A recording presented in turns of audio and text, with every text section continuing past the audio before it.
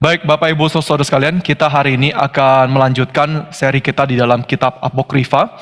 Dan hari ini kita akan membahas kitab 2 Makabe.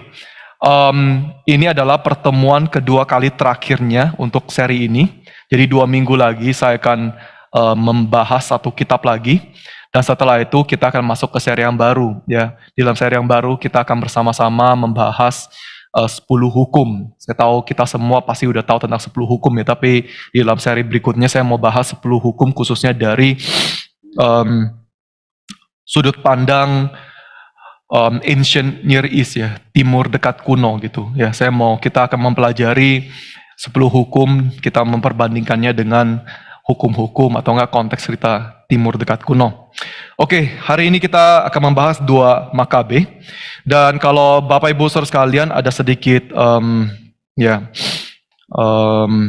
familiar dengan kitab Makabe, kita akan langsung tahu bahwa sebetulnya kitab Makabe itu ada 4 buku, ya, ada 4 buku. Ya. Tapi kita hanya akan fokus kepada kitab 2 Makabe dan ada beberapa alasan kenapa saya lakukan demikian. Yang pertama-tama karena berbeda dengan apa yang sering kita asumsikan, ya.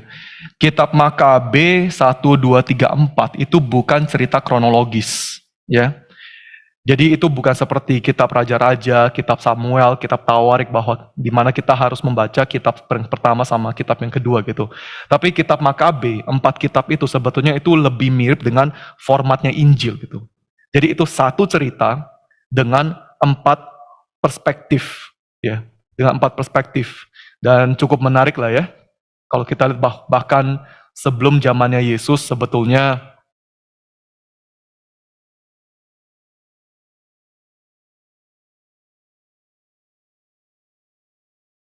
orang Israel, orang-orang pembaca Alkitab, mereka sebetulnya udah cukup familiar dengan budaya atau cara penulisan seperti ini gitu. Cuman kita yang hari ini saja gitu, yang kita pusing yang mana yang duluan, yang mana yang asli, yang mana yang ya dikatakan oleh Yesus. Kok ini kayak ada satu cerita yang sama, satu kejadian yang sama, tapi perspektifnya berbeda. Kita sendiri pusing. Tapi sebetulnya dari dulu ya itulah cara orang itu menulis satu narasi gitu. Dan kitab Makabe itu bukan di luar norma, ya. Jadi walaupun kita akan membahas hanya kitab 2 Makabe, saya akan memberikan sedikit overview ya, overview terhadap setiap kitab ya, setiap kitab. Jadi ada slide-nya yang pertama ya, coba. Oh belum, coba next, saya ada siapin nggak ya? Nggak, saya nggak siapin, sorry. Ya udah nggak apa-apa, saya langsung jelasin aja ya. Kalau kita mau belajar tentang sejarah kerajaan Makabe, ya. Jadi keluarga Makabe, ya. Makabe itu kan satu keluarga ya. Keluarga Makabe mereka adalah keturunan, bisa bilang kayak ya mereka itu ada pemimpinnya ya, sudah anaknya yang akan menjadi pemimpin Israel juga. Jadi itu semacam sebuah dinasti gitu ya. Jadi kalau kita mau telusuri sejarah keluarga atau dinasti Makabe secara teratur, silakan baca kitab 1 Makabe ya. Dan di dalam kitab 1 Makabe kita akan melihat bagaimana orang-orang Yahudi di abad kedua sebelum Masehi mereka hidup di antara bangsa, dan kita akan lebih jelas mengerti kenapa Yerusalem akhirnya itu menjadi salah satu kota gitu. Kenapa bisa salah satu kota di bawah kerajaan Roma gitu. Ya itu ada sejarahnya di sana yang lebih detail. Kalau kita membaca 3 Makabe, ya, 3 Makabe sebetulnya ada sebuah cerita yang terjadi sebelum perperangannya Makabe terhadap Antiochus Epiphanes yang terkenal itu. Ya. Jadi 3 Makabe itu ada sebuah cerita yang terjadi 50 tahun sebelum itu, dan itu semacam preface. Dan inti dari 3 Makabe mirip dengan buku-buku apokrifa yang lain adalah untuk memanggil orang-orang Israel untuk bersandar kepada Tuhan, ya Tuhan bisa dengan kuasa mujizatnya melindungi mereka, memimpin mereka. Kitab 4 Makabe itu adalah dialog, filsafat, dan teologis yang memakai cerita atau enggak perperangan Makabe gitu. Jadi settingannya, konteks backgroundnya adalah perperangan Makabe, tapi mereka di dalam kitab ini itu lebih mau deal with filsafat dan juga teologis ya. Dan di dalam kitab 4 Makabe ada penekanan terhadap kesengsaraan orang-orang Israel ya, martir dan seterusnya. Dan sekali lagi sama dengan kitab-kitab yang apokrif yang lain ya, masalah yang diangkut adalah masalah teodisi, the problem of suffering dan yang lain-lain gitu. Dan ini ya wajar aja lah ya di zaman dimana Israel itu dipersekusi, tema teodisi, kenapa ada kesengsaraan, apa itu fungsi kesengsaraan, kenapa orang yang benar itu sengsara dan lain-lain, itu satu tema yang umum gitu. Jadi sekali lagi saya memilih 2 Makabe karena 2 Makabe itu balance ya, menurut saya balance yang tepat, yang baik antara sejarah dan juga teologis ya. Dari kitab 2 Makabe kita akan mengerti sejarah inti dari perperangannya Makabe. Kita bisa mengerti apa itu perayaan Hanukkah ya. Jadi perperangannya, kemenangan, dan juga kita akan melihat aspek-aspek teologisnya. Dan selain ini di antara 4 kitab itu hanya kitab 1 dan 2 Makabe itu dimasuk sebagai kanonisasi gereja Katolik itu ya. Jadi 3 sama 4 itu sama sekali nggak diperhitungkan sebagai kanonisasi di dalam gereja Katolik. Untuk orang Yahudi sebetulnya 4-4-nya itu nggak termasuk dalam kanonisasi ya. 4-4-nya itu nggak ada gitu. Oke, sekarang sedikit informasi dasar ya. Informasi dasar terhadap apa itu kitab Makabe, perperangan Makabe. Ya. Secara umum kita bisa lihat bahwa perperangan Makabe ya, yang terjadi dalam kitab dalam 2 Makabe ini ya. Perperangan Makabe adalah perperangan yang dipimpin oleh keluarga Makabe, khususnya Yudas Makabe ya, di zaman abad kedua sebelum Masehi ya. Yang kita harus mengerti ya, pertama-tama ya Bapak Ibu sekalian ya, setelah Israel itu dihancurkan oleh Babylon ya. Setelah mereka dikalahkan oleh Babylon ya, bait Allah itu dihancurkan, mereka tuh harus keluar exile ya. Kita bisa katakan bahwa sebetulnya Israel itu secara realita sudah kehilangan identitas nasional mereka dan juga political independence gitu. Mereka udah kehilangan apa ya, kekuatan politiknya setelah mereka dihancurkan oleh Babylon ya. Walaupun dalam Alkitab kita sendiri kita lihat bagaimana Raja Asyur nanti mengizinkan Ezra, Nehemia kembali ke Yerusalem, membangun bait Allah yang kecil itu ya, membangun tembok Yerusalem. Tapi sebetulnya Israel itu nggak pernah sejak mereka dihancurkan, nggak pernah dianggap sebagai satu bangsa gitu. Mereka ya satu provinsi, ya mereka itu satu kota di bawah siapapun yang berkuasa di saat itu ya. Ini sedikit sejarah dari Israel ya. Kita tahu pertama kan ada Syria ya. Syria yang menyerang ya. Syria yang menyerang Yerusalem kan. Sorry, Israel ya. Israel. Jadi ini kan Israel, ya lebih tepatnya gini lah. Northern ya, Northern Israel gitu. Ini Southern ya, Southern Israel. Ya ini Yerusalem lah, Yerusalem. Sejarah kan ya, Syria itu sejak serang Israel ya, bagian utara dulu kan ya, bagian utara diserang, habis itu masuklah kerajaan Babylon. Babylon kan mengalahkan Syria gitu. Terus Babylon serang Yerusalem. Ya ini sekitar 587 kan, dan ini hancur. Habis itu masuk Persia. Ya Babylon itu dikalahkan. Dan Persia, Raja Persia itu mengizinkan mengizinkan Ezra, Nehemia tuh balik membangun Yerusalem yang kecil itu dengan temboknya. Ya. Habis Persia itu masuk zaman Helenistik ya. Helenistik. Persia itu dihancurkan. Ya.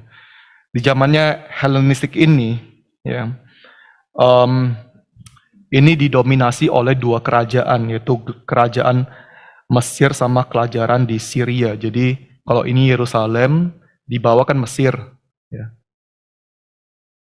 Ini namanya kerajaan Ptolemis gitu. Ini kerajaan Ptolemis. Ya.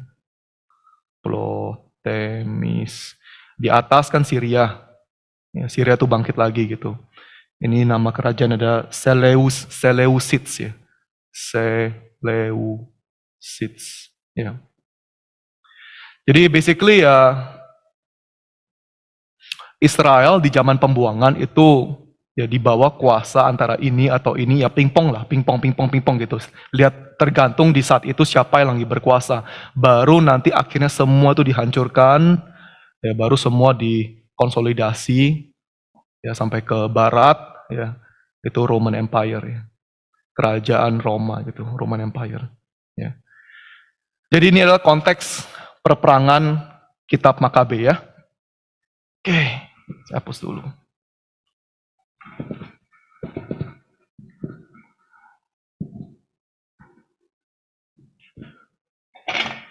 Oke.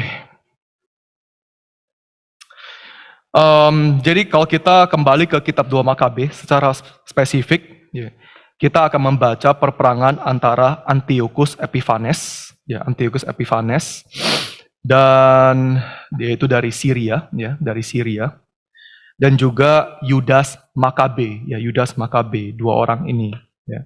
Dan nanti pada akhirnya pasti kita lihat Antiochus Epiphanes dia menyerang Yerusalem, dia menghina Bait Allah, menghina orang Yerusalem, orang Israel, dan Yudas Makabes dibangkitkan oleh Tuhan, pergi perang dan mereka itu menang, dan dia itu menang dan akhirnya ya muncul perayaan Hanukkah. Hanukkah tuh literally means purification, ya purifikasi, disucikan, ya disucikan. Bait Allah yang dulunya dinajiskan oleh Antiochus Epiphanes sekarang disucikan kembali. Ya. Menarik sih sebetulnya ya kalau kita lihat perayaan Hanukkah sendiri. Kan kita sering dengar ya kalau perayaan orang Israel itu Hanukkah gitu. Tapi sebetulnya perayaan Hanukkah di luar negara-negara Kristen yang merayakan Natal, ya, sebetulnya tuh Hanukkah tuh bukan satu perayaan yang penting gitu bagi orang Israel. Ya.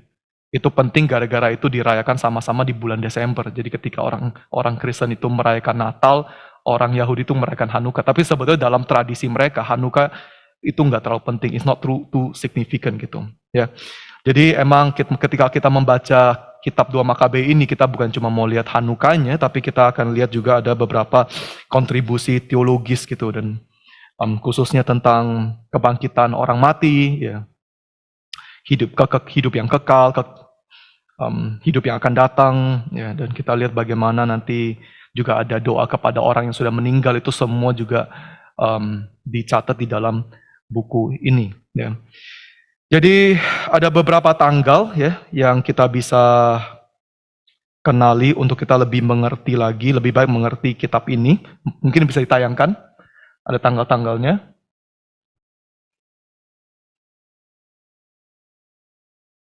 Sebelumnya, nah ini dari tanggal 175 ya, dari yang nanti kita pelan-pelan kita akan lihat semua nama-nama inilah ya. Ya, tapi intinya adalah kita lihat bagaimana Antiochus itu datang, ya dia merampok Bait Allah, semua tradisi perayaan semua nanti akan diubah, tapi Yudas Makabe akan melawan dan akhirnya itu menang. Ya. Dan khususnya dalam kitab 2 Makabe kita bisa membagikan narasi menjadi 4 bagian yang besar. Bisa kasih lihat yang next, ya. Preface, ya ada part 1 sampai ke 4. Inti ceritanya ya itu di bagian 3 gitu, bagian 3. Serangan Antiochus Epiphanes, Antiochus keempat terhadap Bait Allah, dan kita akan menghabiskan lebih banyak waktu di sana ya. Jadi saya akan bahas poin-poin yang penting dari 4 bagian itu. Pertama-tama bagian yang pertama, preface dari pasal 1 sampai pasal kedua. Tujuannya adalah untuk kita lihat apa sih isi dari buku ini, ya.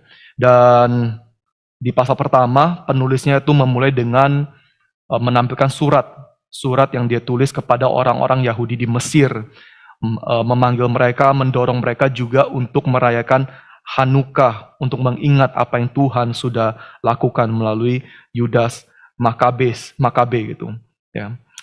Dan basically nggak terlalu penting. Ya. Part yang kedua itu adalah cerita bagaimana Heliodorus itu menyerang Bait Allah. Dan di dalam bagian kedua ini sebetulnya kita bisa lihat ini adalah satu preview, ya. Preview terhadap peperangan yang akan terjadi. Nah, ada beberapa nama yang kita mungkin harus tahu gitu ya. Jadi di bagian kedua, di pasal ketiga, itu dimulai dengan orang yang namanya Onias, ya.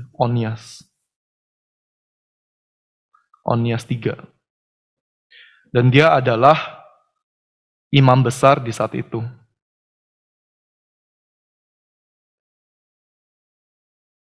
Ya. Dan Onias 3 itu adalah orang yang benar, orang yang takut akan Tuhan, orang yang hidupnya teladan, dan dia begitu dikagumi oleh semua orang, seluruh rakyat, bahkan Raja Syria, yaitu Seleucus, itu bahkan memberikan uang, ya, persembahan supaya Bait Allah di Yerusalem, ya, itu bisa didekor dan ditopang dan seterusnya. By the way, ini Kitab Makabe itu sejarah ya, bukan itu bukan dongeng gitu ya. Jadi emang ada orang yang namanya Onias dan yang lain-lain gitu. Tetapi di dalam cerita ini dia munculkan satu orang lagi, ya. Dia kasih kita lihat ada seorang yang namanya Simon. Ini semua ada kaitannya, Simon ya. Simon adalah orang yang tidak suka sama Onias. Karena ya Simon diceritakan bahwa dia mau korupsi uang di dalam perdagangan di pasar, dan itu dilarang oleh Onias sebagai imam besar. Ya. Jadi Simon itu untuk dia balas dendam karena dia tuh hatinya sempit, ya. Dia dilarang untuk pegang kuasa di pasarnya Yerusalem, ya. Dia pergi lapor kepada pemerintahan Syria bahwa sebetulnya ada harta yang sangat amat banyak yang disimpan oleh Onias di Bait Yerusalem. Jadi laporan ini naik ke Raja Seleucus, dan Seleucus itu mengirim prajurit jenderal dia namanya Heliodorus, ya, untuk cek investigasi masalah ini. Dan Heliodorus dia datang ke Yerusalem, dan Onias bilang kepada dia bahwa sebetulnya di Bait Yerusalem itu nggak ada duit dan uang yang harta yang ada adalah untuk membantu orang-orang miskin, dan itu cuman sedikit, cuman ya jumlah itu sama sekali nggak banyak gitu. Tetapi Heliodorus bilang bahwa ini adalah perintah dari raja, saya tetap harus akan masuk ke Bait Allah, saya harus mengambil semua uang yang kamu simpan di dalam Bait Allah. Dan di dalam kejadian ini Onias sama orang-orang Israel, mereka tuh berseru kepada Tuhan, mereka tuh bersandar kepada Tuhan, dan ketika Heliodorus itu mengutus prajuritnya ke Bait Yerusalem, Tuhan itu mengutus juga malaikat untuk melindungi mereka, menghajar prajurit-prajuritnya Heliodorus, dan akhirnya Heliodorus itu mundur. Ya, Heliodorus itu dia mengakui bahwa Tuhan Israel itu hidup, Tuhan Israel itu melindungi mereka. Ya, basically ini adalah cerita yang singkat untuk kita lihat bahwa Tuhan itu setia kepada umatnya. Tuhan itu setia kepada Bait Allah. Kalau barang siapa yang mau menyerang mereka, Tuhan tuh nggak akan membiarkan, bahwa Tuhan tuh pada akhirnya itu akan pasti melindungi umatnya gitu. Jadi ini satu preview gitu. Cerita singkat yang membawa kita masuk ke dalam cerita inti, yaitu di bagian ketiga. Ya. Bagian ketiga itu dari pasal 4 sampai pasal 10, dan ini ceritanya cukup panjang. Ini dimulai oleh cerita ini pertama ya, Jason. Jason sebagai imam besar itu.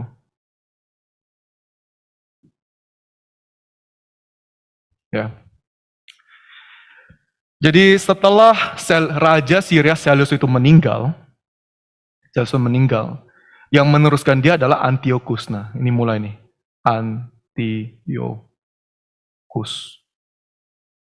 Antiochus ke-4.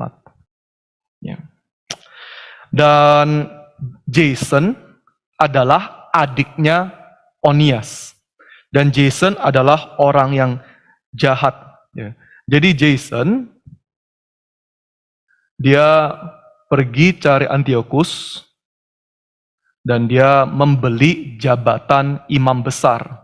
Karena sekali lagi Yerusalem kan di bawah kontrolnya kerajaan siapapun yang berkuasa di saat itu. Jadi dia menawarkan uang yang banyak, dia korupsi lah ya, dia membeli jabatan imam, dan dia menggantikan Onias menjadi imam besar Yerusalem di saat itu.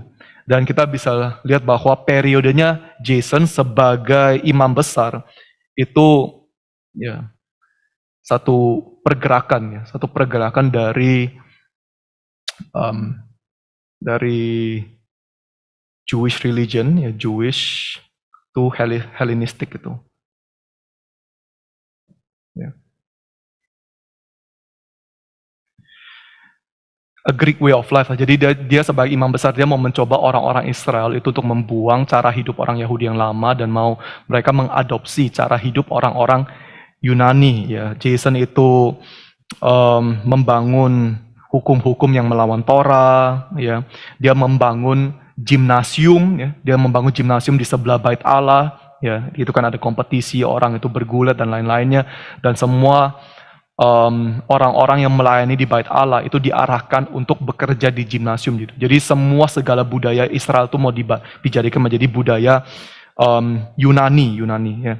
Jadi bukan saja Jason itu melawan Tuhan, dia juga membawa orang-orang Israel untuk melawan Tuhan.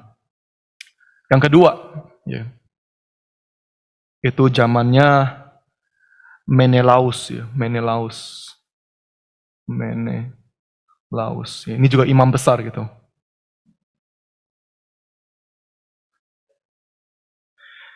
Nah, Menelaus, ya, makanya saya harus sebut semua namanya karena ada kaitan ini kayak perperangan saudara ya. Menelaus adalah adik dari Simon, ya. Adik dari Simon. Ya. Jadi Menelaus juga akhirnya cari Antiochus dan dia memberikan uang yang lebih banyak untuk membeli jabatan imam, dan jabatan imam itu diberikan kepada Menelaus. Kalau Jason itu bisa dibilang bahwa imam besar yang jahat, ya. Menelaus itu jauh lebih jahat. Jadi dalam kitab 2 Makabe itu ditulis bahwa ada satu kali Raja Antiochus itu pergi serang Mesir. Dan di dalam peperangan ini dikatakan bahwa Raja Antiochus itu mati.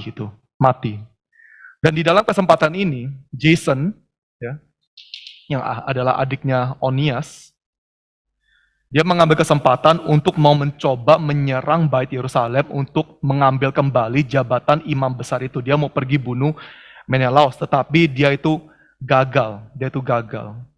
Dan ternyata Antiochus itu, dia tuh nggak mati gitu. Cuman rumor bahwa dia tuh mati. Dan setelah Antiochus itu kembali ke Syria, dia mengasumsi bahwa Yudea, Yerusalem itu sedang mau berontak. Karena di sini kan terjadi perperangan saudara kan ya, antara Menelaus dan Jason. Jason itu pergi perang, mau merebut jabatannya, tapi akhirnya dilawan kembali oleh Menelaus, dan akhirnya Jason itu juga kabur. Dan seluruh perperangan ini, ya, itu dianggap sebagai satu pemberontakan terhadap kerajaan Syria, dan dari sinilah mulai persekusi, pembantaian orang-orang Israel gitu. Ya. Jadi setelah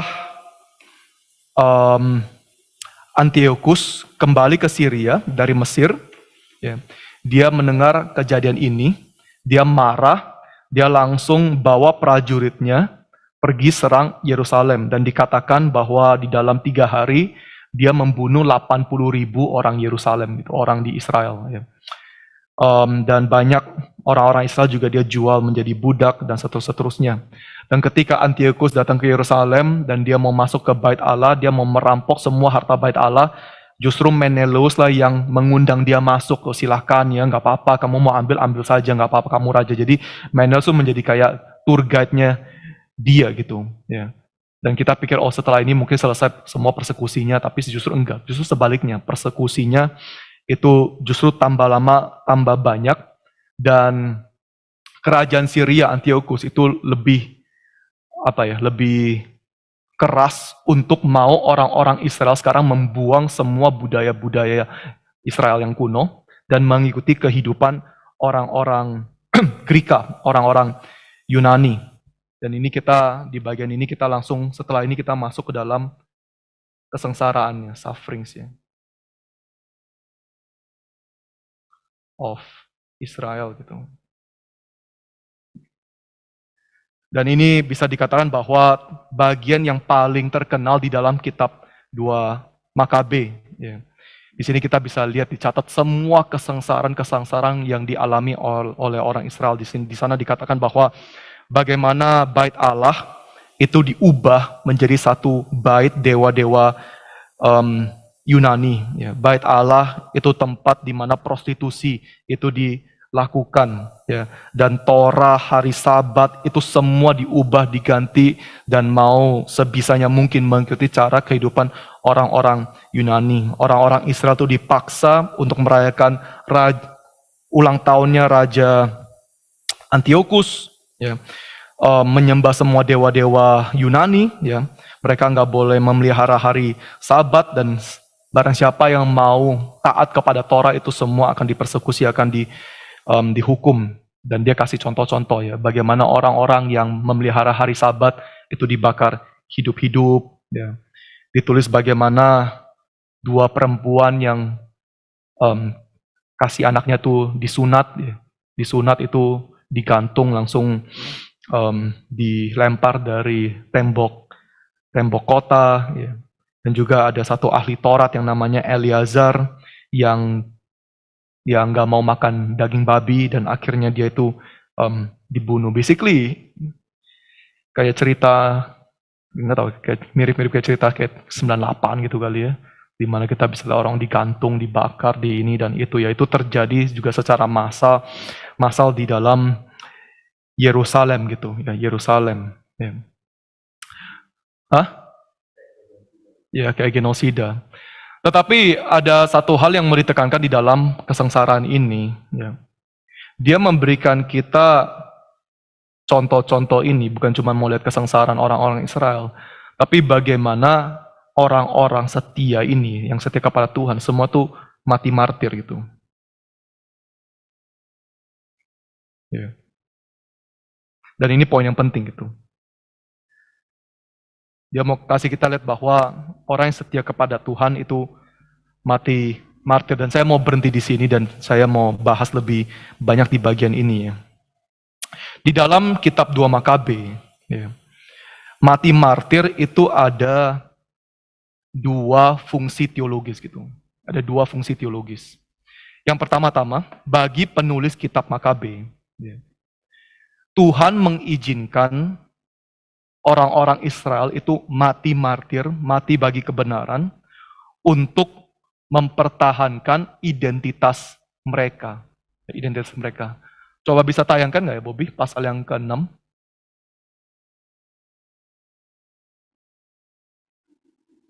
Nah, now I urge those who read this book not to be kamu nggak perlu ya, kamu yang baca nggak perlu sedih. Ya. Tapi semua hukuman ini didesain oleh Allah bukan untuk mau menghancurkan, tapi untuk mau disiplin. Sebetulnya ini semua adalah satu kebaikan, ya, kebaikan dari Allah. Karena Allah itu membiarkan orang-orang fasik itu hidup dalam dosanya, dan akhirnya dosa mereka sampai penuh mutlak, dan mereka itu akan dihukum secara kekal. Ya. Other nations, the Lord wait patiently to punish them until they have reached the full measure of their sins. Tetapi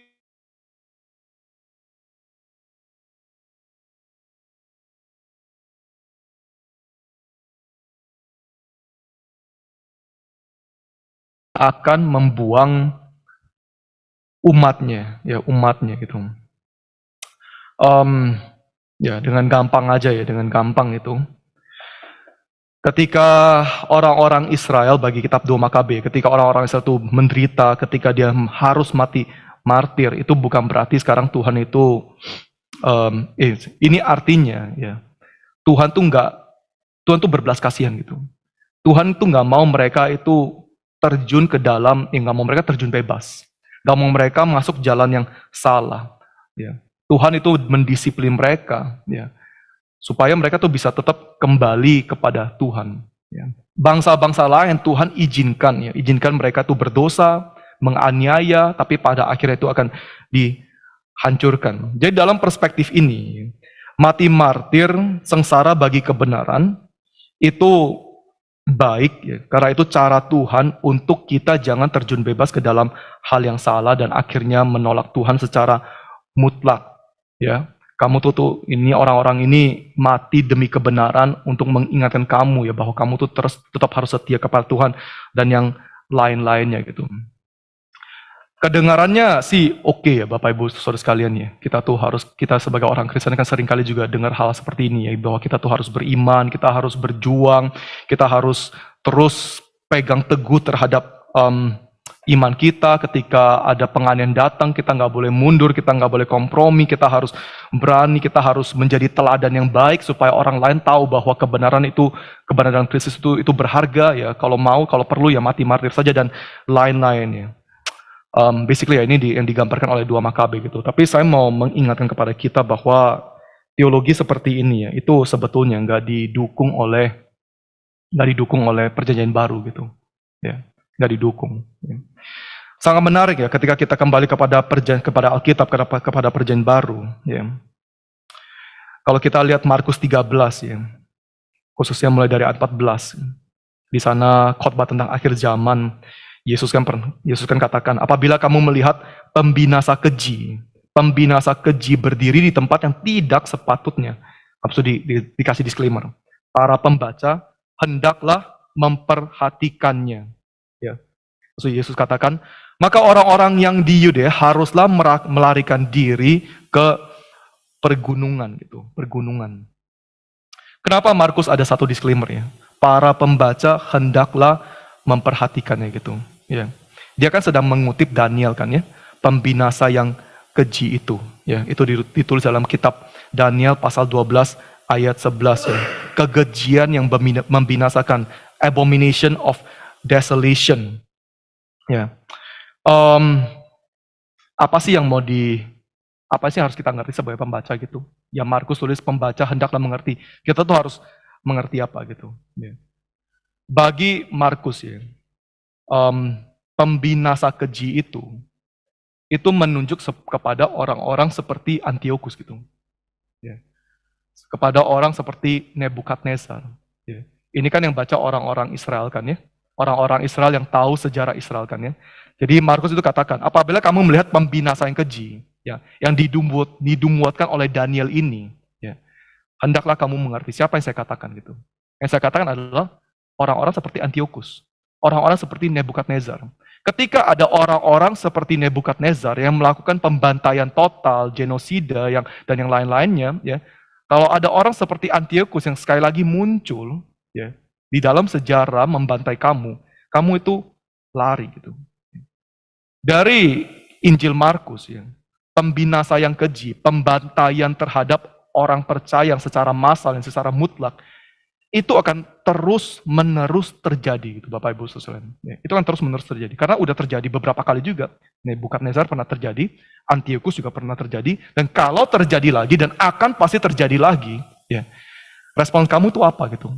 Respon kamu itu bukan, oh ya sekarang mari kita berjuang. Inilah cara Tuhan mau mempertahankan identitas kita. Inilah cara Tuhan mau kita tuh mati martir menjadi contoh bagi semua umat Kristen supaya mereka tuh teguh dalam Kristus dan seterusnya. Enggak gitu. Yesus dari mulutnya katakan, respon kamu adalah lari, gitu. Run. Ya. Ini bukan kita takut, ini kita taat. Ini taat. Kita nggak bisa bilang itu takut. Ketika saya mempersiapkan bagian ini ya Bapak Ibu saudara sekalian, saya tuh langsung keinget apa yang terjadi di Cina di saat ini. Saya berapa minggu yang lalu saya ketemu satu pendeta yang datang dari China. Dia bukan cuma datang sih, dia lari dari China gitu. Ya. Karena di China sekarang terhadap agama ada pembantaian massal dan bukan cuma kalau kita mau fair bukan cuma terhadap Kristen tapi terhadap Islam juga ada gitu ya. Tetapi basically yang terjadi dalam dunia kekristenan adalah ini pemerintah dari pihak pemerintah yang mereka tuh benar-benar track down. Semua penginjil, pendeta, pengkhotbah, semua di track down. Ya. Dan mereka akan cari kita ya baik-baik gitu ya. Dan mereka akan menawarkan semua pendeta-pendeta ini, khususnya mereka yang di dalam gereja underground, ya. Gereja bawah tanah itu, ya. Diundang mereka masuk ke dalam gereja pemerintah. Gereja pemerintah itu namanya Three Self Church ya. 三字教会 Three Self ya. Ya, self diri kan ya, itu self finance, self propagate, self support kalau nggak salah ya, support ya. Ya. Kita sendiri yang akan mendukung diri sendiri secara finansial, kita sendiri akan mendukung, yang akan menyebarkan ajaran, kita sendiri akan menopang diri kita sendiri, itu namanya Three Self Church gitu. Ya. Three Self Church ya, itu adalah gereja pemerintah di China ya, sekarang di bawah pemerintah. Jadi semua gereja-gereja yang di bawah tanah itu semua diundang masuk ke sini. Ya. Dan di dalam gereja Three Self Church di seluruh China sekarang ya, itu mereka tuh nggak boleh langsung ibadah dan langsung nyanyi himne tuh nggak boleh gitu. Harus nyanyi lagu nasional, lagu negara. Kalau khotbah itu nggak boleh langsung khotbah tentang Alkitab. Kamu harus khotbah dulu tentang partai, tentang komunisme. Nanti khotbah kamu, naskahnya itu harus dikirim dulu dan difilter lagi. Setelah di-approve baru kamu tuh bisa ngomong. Tapi intinya ya kamu nggak boleh di dalam khotbahnya walaupun pakai ayat-ayat. Intinya adalah mendukung partai gitu. Itu Three Self Church. Three Self Church semuanya sekarang itu sudah dikontrol oleh pemerintah gitu. Apa yang mereka lakukan ya? Mereka mau mencoba mengubah budaya kekristenan menjadi budaya China gitu. Sama seperti apa yang terjadi di zamannya Makabe. Dan pendeta ini dia dari underground church, dia tuh menolak. Ya, kalau kamu itu menolak untuk masuk ke dalam gereja Three Self Church ya, kamu itu akan langsung dituntut sebagai mata-mata barat gitu. Dan itu harus masuk penjara selama 8-9 tahun. Ya. Tapi kalau kamu masuk ke dalam Three Self Church, kamu tuh digaji. Kamu tuh ada posisi. Kamu tetap dipanggil sebagai pendeta dan yang lain-lain ya. Tapi kalau kamu nggak masuk ya sudah, kamu akan dituntut. Kita akan dulu pas acara yang besar yang terakhir itu, kita kan ada undang pendeta yang namanya Wang Yi. Wang Yi itu sekarang udah di penjara gitu. Dan benar-benar di penjara karena dia nggak mau gabung. Dan nggak ada satu orang pun yang bisa visitasi dia, yang kunjungi dia, yang bisa lihat itu nggak ada gitu. Ya. Dan dia harus benar-benar di penjara. Jadi di dalam kondisi seperti ini, khususnya setelah COVID ini kan udah selesai, mereka sudah membuka borders, ya, mereka sudah bebas keluar pergi. Sekarang di China itu ada satu eksodus gitu, eksodus yang massal. Semua pendeta-pendeta yang di gereja bawah tanah itu mereka semua kabur gitu, mereka semua kabur. Dan apakah yang mereka lakukan itu benar gitu? Bagi saya benar, bagi saya itu benar, karena itu sesuai dengan ajaran Alkitab gitu. Ya. Kita nggak bisa setuju dengan 2 Makabe. Oh ya, ketika ada persekusi yang besar-besaran, kamu harus mati martir. Ya, kamu harus menjadi teladan. Kamu pegang iman loh, enggak loh.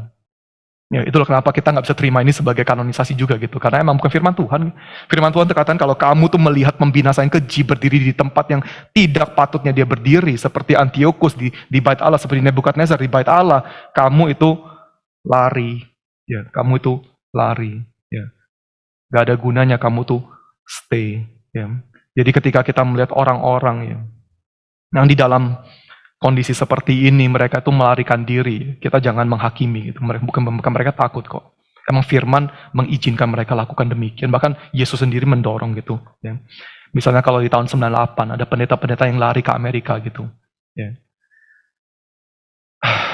Jangan kita menghakimi mereka, anggap mereka tuh takut gitu. Ya. Kalau orang di saat itu, di momen itu melihat apa yang terjadi di tahun 98 sebagai terjadinya kondisi akhir zaman, ya, bahwa mereka melihat bahwa ini beneran adalah pembinasaan keji yang berdiri di depan kita, yang melakukan persekusi. Kalau mereka lari ya oke-oke aja gitu, ya. Not a problem at all, ya, not a problem at all. Dan ini ya masuk dalam poin kedua tentang mati martir gitu. Penulis kitab 2 Makabe, dia mendukung, dia sangat positif melihat mati martir, ya. Karena dia melihat orang yang mati martir itu akan membawa nilai penebusan. Nilai penebusan. Atonement value, ya, atonement value gitu. Coba kita bisa tayangkan ya slide berikutnya, Bobby.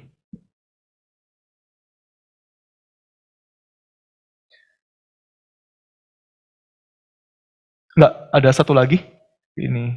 Nah, ya, oke. Nah, jadi di pasal 7, itu ada satu cerita yang singkat tentang bagaimana seorang ibu yang punya 7 anak, dan 7-7-nya anak itu, semua itu mati. Semua itu mati martir. Ya. Dan di sini dikatakan ya, I like my brother, salah satu anaknya, ya, give up body, saya menyerahkan tubuh dan jiwa untuk the loss of, untuk hukum Torah lah,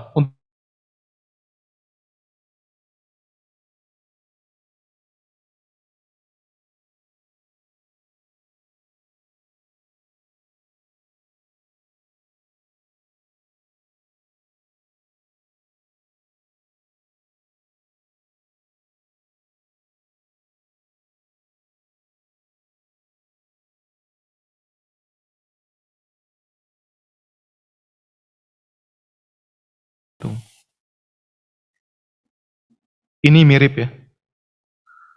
Salah satu konsep soteriologi yang kita ajarkan adalah bagaimana Tuhan, kemarahan Tuhan yang harusnya diturunkan kepada kita, ya. Sekarang melalui Kristus itu kan dialihkan gitu kan ya. Itu expiate gitu. Gara-gara Kristus, gara-gara kematian dia yang menebus, ya. Kemarahan Tuhan itu nggak turun kepada kita, tapi turun kepada dia, ya. Yang kita terima adalah berkat gitu. Konsepnya itu mirip, ya. Konsep penebusan itu mirip. Dan bagi kitab 2 Makabe, ya inilah kenapa persekusi ini, penganiayaan itu berhenti gitu. Tapi sekali lagi, dari kacamata Injil, dari kacamata Perjanjian Baru, ini rubbish gitu. Nggak bisa kita katakan demikian ya. Selain kematian Kristus karena dia adalah sempurna, ya. Kematian kita tuh semuanya nggak ada nilai penebusan gitu. Nggak ada nilai penebusan. Dari Injil Markus sendiri, Yesus sendiri katakan, kalau bukan karena orang pilihan, ya, penganiayaan itu tidak akan henti gitu. Artinya apa? Artinya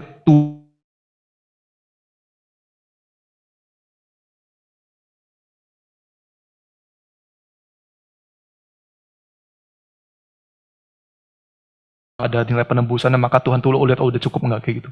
Itu semua gara-gara anugerahnya dia sendiri. Karena dia sendiri menghargai, mengasihi orang pilih. Kalau bukan gara-gara Tuhan sendiri, semua orang, semua umat pilihan, semua akan mati di dalam pembantaian seperti ini, ya, seperti ini.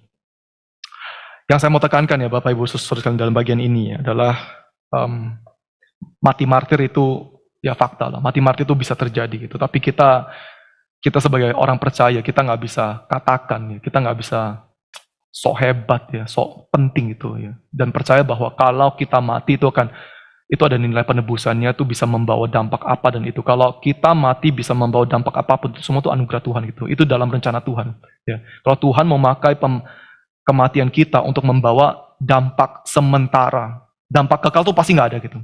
Dampak keselamatan itu pasti nggak ada. Kita mau mati bagi siapapun, bagi anak kita itu nggak ada dampak keselamatan gitu. Kita mati bagi anak kita tetap orang berdosa. Ya, nggak ada dampak kekekalan. Tapi kalau emang kematian kita bisa membawa dampak sementara, itu juga semua jatuh dalam kedaulatan dan rencana Tuhan. Tapi kita nggak boleh bilang, oh ya, emang saya harus mati martir gitu. Karena kalau saya mati martir, ini Tuhan akan berkenan, Tuhan akan menyabut hukuman dia atau apapun itu semua. Ya itu semua rubbish lah, ya, semua rubbish gitu. Ya. nggak bisa kita terima ya, di pandangan kitab 2 Makabe ini. Oke, yang terakhir di bagian 4 ya. Saya hanya mau kita melihat di mana datangnya konsep berdoa bagi orang mati ini. Jadi dalam cerita ini, setelah Yudas Makabe akhirnya mengalahkan ya prajurit-prajurit Antiochus Epiphanes, mereka akhirnya membuat satu treaty, perjanjian ya, ada damai gitu. Tetapi banyak gubernur-gubernur mereka yang gak seneng ya. Dan mereka itu di pasal 12 dikatakan bahwa gubernur ini mereka tuh membakar 200 orang Yahudi, ya 200 orang Yahudi. Jadi Yudas Makabe dia marah, dia balas dendam, dia pergi bantai semua gubernur-gubernur yang lain ini, dan akhirnya dia pergi mencari mayat 200 orang Yahudi ini yang dibakar. Dan ketika dia menemukan mayat ini, ya, dia mengerti ya, dalam cerita itu dia mengerti kenapa Tuhan mengizinkan ini terjadi. Coba kita tayangkan yang slide terakhir ya.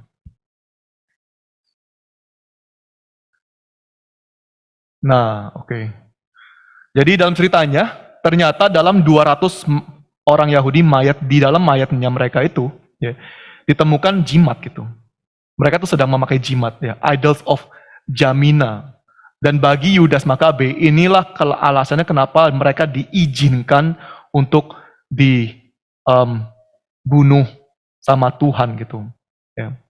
Dan di saat ini, ya, Yudas Makabe memberikan persembahan ke Yerusalem untuk menyucikan orang-orang ini, dan dia berdoa bagi orang-orang ini. Kenapa? Karena dia tahu bahwa orang yang mati itu akan dibangkitkan kembali gitu. Dan 200 orang Israel ini yang mati, mereka tuh mati dalam dosa. Ya, mereka itu mati dalam dosa. Dan jadi buku ini ya, sebetulnya mereka itu nangkep konsep yang lumayan tepat gitu. Ya. Mereka tahu ketika orang itu mati dalam dosa, mereka tuh dibangkitkan di dalam dosa gitu. Orang yang mati dalam dosa, ya, ketika mereka dibangkitkan kembali, ya, mereka tuh pasti akan dihakimi. Jadi ketika Yudas Makabe melihat 200 orang Israel ini mati dalam dosa, apa yang dia lakukan? Ya, dia berdoa. Dia berdoa bagi jiwa-jiwa mereka supaya ketika nanti mereka dibangkitkan kembali, mereka dibangkitkan sebagai orang yang ya tidak bersalah gitu, ya, orang yang tidak berdosa. Jadi konsepnya itu jelas ya. Karena ada kebangkitan orang mati, karena ada penghakiman di saat itu, kalau kamu mati sebagai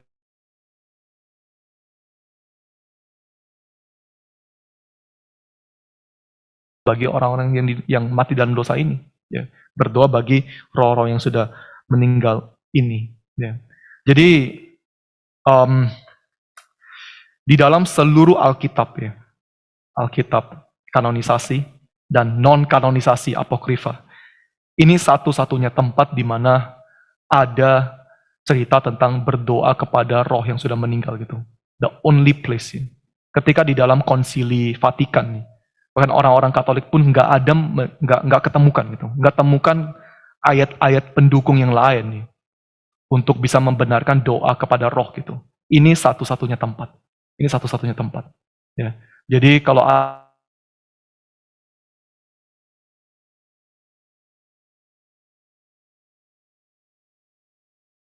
KB di pasal 12 ya.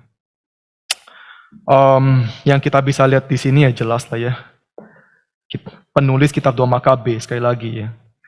Ada beberapa hal dia tuh dengan tepat dia tuh tangkap gitu ya.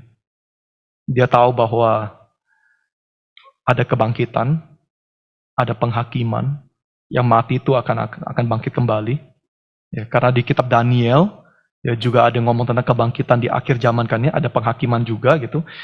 Segala hal ini dia tangkap gitu, dia tangkap. Tapi solusinya ya, kita tuh sama sekali nggak bisa setuju gitu.